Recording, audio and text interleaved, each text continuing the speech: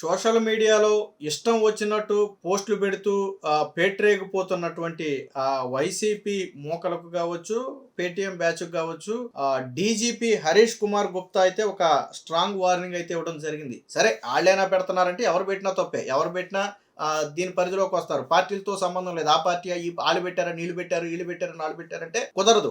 అసభ్య పదజాలంతో కించపరిచే విధంగా కావచ్చు, మహిళలను కించపరిచే విధంగా కావచ్చు, అన్నిటికీ మించి అసత్యాలను ప్రచారం చేయటం కావచ్చు, రాష్ట్ర ప్రభుత్వం మీద దుష్ప్రచారం చేయటం కావచ్చు, ఫేక్లు మార్పింగ్లు చేయటం కావచ్చు, ఇలాంటి వాటి మీద సివియర్ యాక్షన్ ఉండబోతుంది. దీనికోసం అంటే ఒక సిస్టమ్ ని కూడా ఏర్పాటు చేశామని చెప్పి మానిటర్ చేయడానికి, సోషల్ మీడియాను పూర్తిగా నిరంతరం మానిటర్ చేయడానికి ఒక సిస్టమ్ ను కూడా ఏర్పాటు చేశామని చెప్పి నిన్న హరీష్ కుమార్ గుప్తా ఆ మీడియాతో మాట్లాడుతూ చెప్పడం జరిగింది. ఇప్పటి వరకు దాదాపుగా 1344 మందిని అరెస్టు చేశారు. అలాగే 1549 కేసులు పెట్టారు. 4529 అభ్యంతరకర పోస్టులను సోషల్ మీడియా నుంచి అయితే తొలగించడం జరిగింది. సంబంధిత సోషల్ మీడియా ప్లాట్ఫామ్ కు పోలీసుల తరపు నుంచి ఒక నోటీస్ ఇచ్చి మ్యాటర్ ని ఏదైతే ఇష్యూలు ఉన్నాయో ఆ ఫేక్ కంటెంట్లు కావచ్చు, మార్పింగ్లు కావచ్చు, ఆ పోస్టులు మొత్తం కూడా తొలగించారు. దాదాపుగా 4500కు పైగా తొలగించడం అయితే జరిగింది. సో సోషల్ మీడియా ఖాతాల్లో తప్పుడు ప్రచారాలు, వదాంతులపై జీరో టాలరెన్స్ విధానాన్ని అవలంబిస్తున్నట్టుగా స్పష్టం చేశారు. ఐటీ యాక్ట్ తో పాటు బిఎన్ఎస్ కింద కూడా కేసులు నమోదు చేస్తున్నామని, నకిలీ ఖాతాల్లో పోస్టులు పెట్టి తప్పించుకు తిరిగే వారిపై ట్రయల్ ఇన్ అబ్సెంటియా అనే విధానాన్ని కూడా అమలు చేస్తున్నామని చెప్పి చెప్పడం జరిగింది. సోషల్ ట్రబుల్ మాంగర్స్ పై ప్రత్యేక మానిటరింగ్ వ్యవస్థ ద్వారా నిఘా పెట్టామని, ఏఐ విశ్లేషణ, రియల్ టైం పర్యవేక్షణ, డిజిటల్ ఫోరెన్సిక్ విధానాలతో ఎటువంటి వారినైనా సరే గుర్తించి శిక్షిస్తామని చెప్పారు. అలాగే విదేశాల్లో ఉండి కొంతమంది నడుపుతారు. వైసీపీకి వచ్చింది ఏంటంటే వాళ్ళు విదేశాల నుంచి నడుపుతారు. వాటి ద్వారా తీవ్రమైనటువంటి అసభ్య పదజాలంతో దూషిస్తూ ఉంటారు. అలాంటి వారికి కూడా ఒక రకంగా స్ట్రాంగ్ హెచ్చరిక ఏంటంటే ఎల్ఓసి జారీ చేస్తారు. ఇక్కడ అంటే ఇక వాళ్ళు దేశంలోకి రాలేని పరిస్థితి ఏర్పడుతుంది. సరే అక్కడ ఉన్నప్పుడు వాళ్ళ ఆటలు సాగొచ్చు, కానీ ఎటువంటి పరిస్థితుల్లో కూడా దేశం రాలేరు. కానీ వాస్తవానికి వాళ్ళ కుటుంబాలు అన్ని ఇక్కడే ఉంటాయి. సో అక్కడే ఉండాల్సిన పరిస్థితి. ఎల్ఓసి జారీ చేశారు అంటే ఖచ్చితంగా లుకౌట్ నోటీస్ వచ్చింది అంటే వాళ్ళు ఏ ఎయిర్పోర్ట్ లో దిగినా గానీ ఇమీడియట్ గా పట్టుకుంటారు. ఆల్రెడీ ఇప్పటికే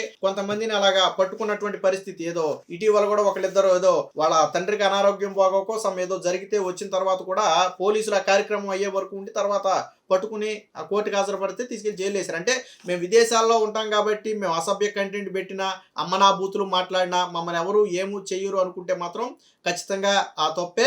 ఏది ఏమైనా ఆ వైసీపీ సోషల్ మీడియాలో రోజు రోజుకి ముఖ్యంగా ఫేక్ పోస్టులు, మనమే 2-3 రోజులకు ఒక ఫేక్ వీడియో గురించి చేస్తున్నాం. ఈవెన్ నిన్నగాక మొన్న కూడా మనం కాకినాడ పత్తిపోడ దగ్గర రోడ్డు వేస్తే ఆ రోడ్డును పరీక్షించడం కోసం అధికారులు టెస్ట్ చేయడం కోసం ఆ తార్ రోడ్డు మీద చిన్న హోల్ తీస్తే ఆ హోలుని తవ్వేసి ఇదిగో కూటమి ప్రభుత్వం వేసినటువంటి రోడ్డు నాణ్యత అని చెప్పి ఒక ఫేక్ ని క్రియేట్ చేశారు. తర్వాత అధికారులు దానికి సంబంధించినటువంటి పూర్తి వీడియోలు, వాళ్ళు చెకింగ్కి వెళ్ళినటువంటి వీడియోలు అవన్నీ కూడా విడుదల చేయడం జరిగింది. ఇలా 1 కాదు 2 కాదు అనేక ఫేక్ ప్రచారాలు. వాస్తవానికి జరిగేది ఒకటి, వీళ్ళు చెబుతున్నది ఒకటి. అంటే వదాంతులు అంటాం కదా. ఇప్పుడు సోషల్ మీడియా గ్రూపుల్లో కూడా అడ్మిన్ బాధ్యత వహించాలని చెప్పి పోలీసులు హెచ్చరికలు జారీ చేస్తున్నారు. ఏదైనా మీరు ఒక గ్రూప్ కి అడ్మిన్ గా ఉండుంటే ఆ గ్రూప్ లో వచ్చే కంటెంట్ కి మీరు బాధ్యత వహించాలి. పెట్టిన వ్యక్తితో పాటు అడ్మిన్ కూడా బాధ్యుడిగా మారతారు, అడ్మిన్ కూడా బాధ్యుడిగా మారుస్తామని చెప్పి పోలీసులు హెచ్చరికలు జారీ చేశారు.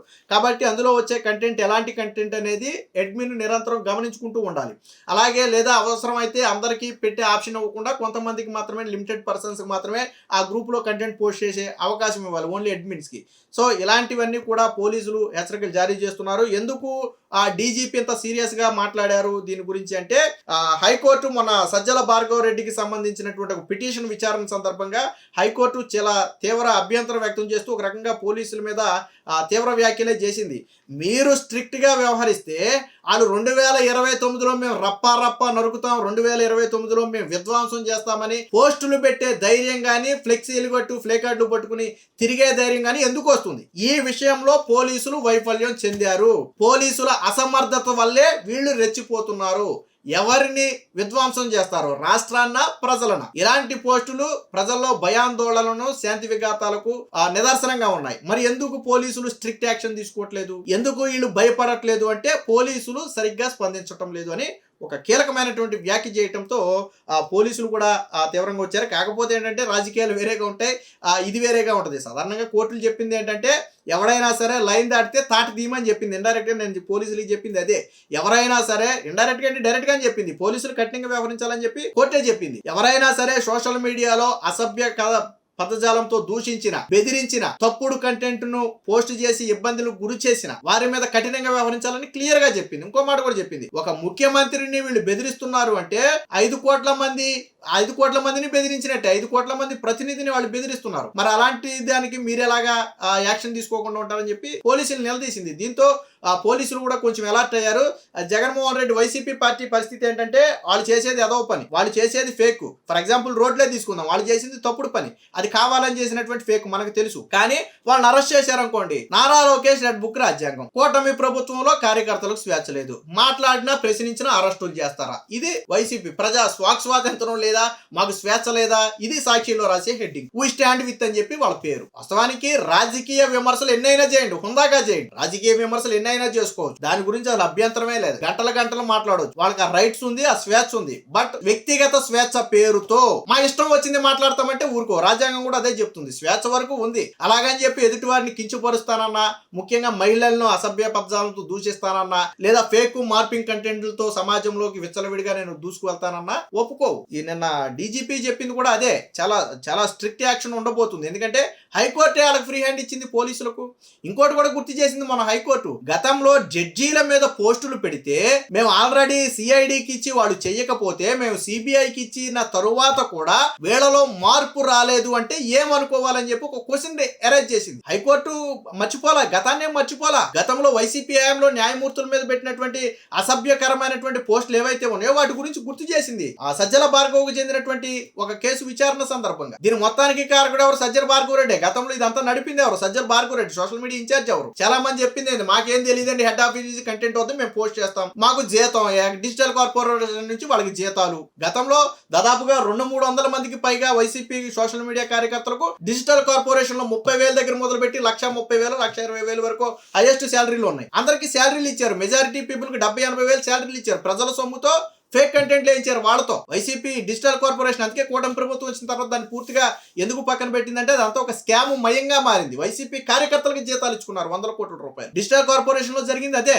అందుకనే ప్రస్తుతానికి దాన్ని పూర్తిగా కూటమి ప్రభుత్వం దాని జోలికి అసలు పోలా, డిజిటల్ కార్పొరేషన్ జోలికి పోలా. ఎందుకంటే అది పూర్తిగా అవినీతిమయమై కూరుకుపోయింది. దాని మీద విచారణ జరుగుతుంది ఇంకా. సో ఏది ఏమైనా విచ్చలవిడిగా వ్యవహరించిన, బూతులు మార్పింగులతో పాటు అసత్య ప్రచారాలు చేసిన కఠినంగా వ్యవహరిస్తాము.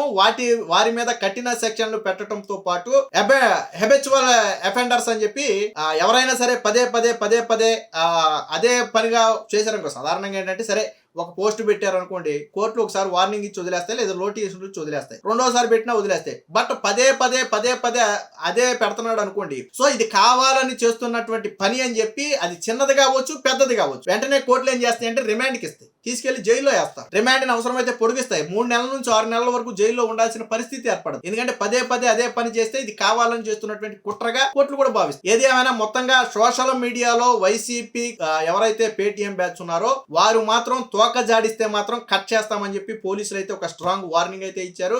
ముఖ్యంగా కోర్టులు కూడా అలాంటి వారి పట్ల ఎట్టి పరిస్థితుల్లో ఉపేక్షించొద్దు.